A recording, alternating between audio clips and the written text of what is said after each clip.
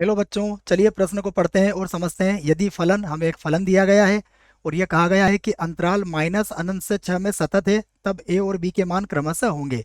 तो हमें पहला विकल्प, दूसरा, तीसरा और 4 विकल्प दिए गए हैं और हमें इनमें से सही विकल्प का चुनाव करना है। आपको ये ध्यान रखना है कि फलन माइनस अनंत से 6 के मध्य परिभाषित है और उसमें ही आपको सतत के बारे में कहा गया है। तो प्रश्न को हल करने से पहले हम क्या करेंगे, इसके लिए मुख्य अवधारणा लिख लेंगे। तो प्रश्न की मुख्य अवधारणा, प्रश्न की मुख्य अवधारणा में हम इस बात को लिखेंगे कि यदि फलन f x बराबर a पर संतत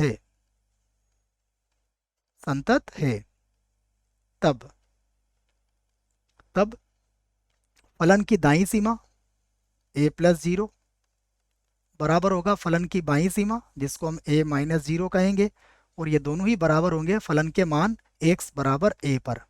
तीनों बराबर होते हैं, ये बात आप याद रखें। अब यहाँ देखिए, प्रश्न में कहा गया है कि माइनस अनंत से 6 के मध्य क्या है, ये सतत है। इसका अर्थ यह हुआ कि ये 1 पर भी सतत होगा, 3 पर भी सतत होगा। तो इन दोनों का प्रयोग हम करेंगे और a और b का मान ज्ञात करेंगे। तो यही बात अब मैं यहाँ लिखने वाला हूँ। मैं लिखूंगा यदि यदि x बराबर 1 पर f(x) संतत है तब तब 1 पर फलन का मान, उसके बाद 1 प्लस जीरो अर्थात 1 पर दाईं सीमा, और एफ ऑफ 1 माइनस जीरो अर्थात बाईं सीमा। अब 1 पर मान क्या होगा, 1 पर मान होगा हमारा 1 प्लस साइन पाई एक्स बटा 2। और यदि 1 से बड़ा मान लेंगे तो ए एक्स प्लस बी आ जाएगा। अर्थ यह हुआ कि यहाँ पर हम एफ 1 और इसके बराबर लिख देंगे एफ 1 प्लस जीरो। इन दोनों के प्रयोग से हम लोग इसको आगे हल करेंगे। 1 माइनस जीरो का प्रयोग क्यों नहीं करेंगे, क्योंकि इसमें जो मान आएगा वो आएगा 1 प्लस साइन पाई एक्स बटा 2। तो वो मान तो हमने एफ 1 से भी प्राप्त हम कर लेंगे। हमें ए और बी के मान निकालना है, तो हम चाहेंगे कि दोनों में ऐसा संबंध आए कि ए और बी भी आ जाए। इस बात को आप समझिए। अब f1 तो वैसा का वैसे ही रहेगा। अब हम इसको सीमा रूप में लिख देंगे। तो ये होगा लिमिट h का मान 0 की ओर अग्रसर, और ये बन जाएगा f और 1 प्लस h हो जाएगा। अब देखिए 1 रखेंगे हम, तो फलन में देखिए x बराबर 1 के लिए क्या है, 1 प्लस साइन पाई एक्स बटा 2। तो मैं लिख लूंगा इसको 1 प्लस साइन पाई एक्स। तो x का मान 1 है तो ये पाई बन जाएगा, और बटे में कितना आ जाएगा, 2, बराबर। इसको लिखेंगे लिमिट h का मान किसकी ओर अग्रसर है, 0 की ओर, और 1 प्लस h के लिए ए एक्स प्लस बी। तो ए एक्स का मान क्या लिखूंगा मैं, 1 प्लस एच और प्लस बी। साइन 90 का मान कितना होता है, 1 होता है, तो 1 प्लस 1 हो जाएगा, बराबर। यहाँ एच का मान 0 रखिए, तो ये होगा ए और 1 प्लस 0 और प्लस हो जाएगा बी। तो यहाँ से देखिए 1 और 1 2 हो जाएगा, तो ये हो गया 2, बराबर हो गया ए प्लस बी। तो हम इसे इस प्रकार लिख लेंगे यहाँ से। तो मैं इसे लिख लेता हूँ ए प्लस बी बराबर 2, और इसे बना लेते हैं हम समीकरण 1। और अब आप फलन को देखिएगा ध्यान से एक बार और। 1 पर तो सतत है, ये 3 पर भी सतत होगा, तो हम इसको लिख देंगे यदि 3 पर सतत है तो क्या होगा। वही बात मैं यहाँ लिख देता हूँ कि यदि x बराबर 3 पर f(x) क्या है, संतत है तब तब क्या होगा, देखो। तब हम ये कहेंगे कि f3 अर्थात 3 पर फलन का मान, फिर f3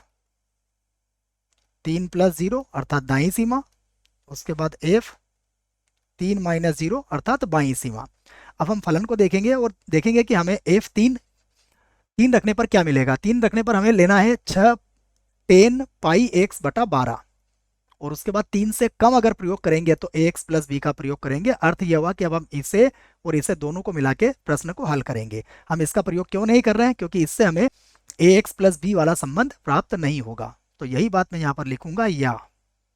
अब हम लिखेंगे f3 और उसके बाद 3 पर बाई सीमा लिखेंगे, एफ 3 - 0, इसका प्रयोग हम करेंगे। ये आप समझ गए होंगे कि 3 - 0 में हमें ax प्लस बी मिलेगा, तभी हम इसका प्रयोग कर रहे हैं।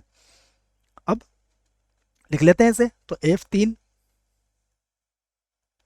बराबर 3 - 0 को हम कैसे लिखेंगे, लिमिट h का मान 0 की ओर अग्रसर, और ये बनेगा f 3 - h बन जाएगा। अब देखिए 3 के लिए 3 के बराबर अगर है तो हमें किसका प्रयोग करना है, यदि x का मान 3 के बराबर है तो यह है 6 10 पाई x बटा 12, इसको लिख लेंगे हम। तो यह होगा 6, उसके बाद 10 पाई x, तो x का मान कितना है 3, तो यह हो जाएगा 3 पाई और बटे में आ जाएगा 12। उसके बाद फिर से लिमिट h का मान 0 की ओर अग्रसर है, 3 - h के लिए ax प्लस b का प्रयोग करेंगे, तो यह होगा a, x की जगह पर रखेंगे 3 - h और प्लस हो जाएगा b। अब 3 से 12 को काट दीजिए 4 बार, 10 पाई बटा 4, तो हमें पता है 10 पाई बटा 4 अर्थात 10 45 डिग्री, जिसका मान कितना होता है 1 होता है। यहाँ पर h का मान 0 रखिए, तो यहाँ से मिलेगा 3a और प्लस हो जाएगा b। अब देखिए 6 तो वैसा का वैसा, यहाँ से लिखा हमने 3a, और समीकरण 1 से b का मान देखिए क्या मिलेगा, समीकरण 1 से b बराबर हो जाएगा 2 - a, और मैं लिख भी देता हूं यह मान मैंने कहां से रखा है, यह मान मैंने समीकरण 1 से रखा है। तो समीकरण 1 से b बराबर कितना है, b बराबर आया 2 - a, यह समीकरण आपके सामने लिखी हुई है। तो अब होगा ये 6 बराबर 3a में से a गया तो मिलेगा 2a और प्लस होगा 2।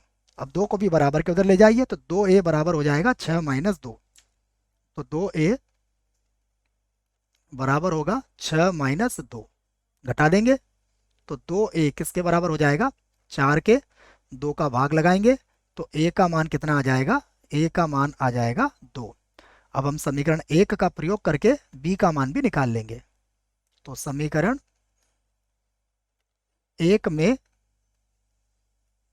a बराबर 2 रखने पर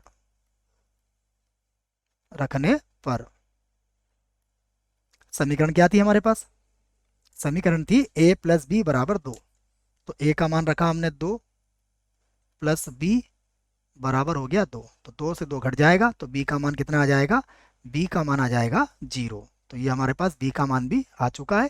तो हम लिख सकते हैं अतः a बराबर तो आया 2 और b बराबर आया 0। अब हम विकल्प देख लेते हैं कि जहाँ a बराबर 2 और b बराबर 0 कहाँ पर है। तो विकल्प देखते हैं हम, तो a बराबर 2 और b बराबर 0 यहाँ पर मिलेगा हमें, तो यह हमारा क्या है, सही विकल्प होगा। उसके बाद ये हमारे गलत विकल्प हैं। आशा करता हूँ बच्चों आपको इस प्रश्न का उत्तर समझ में आया होगा। धन्यवाद।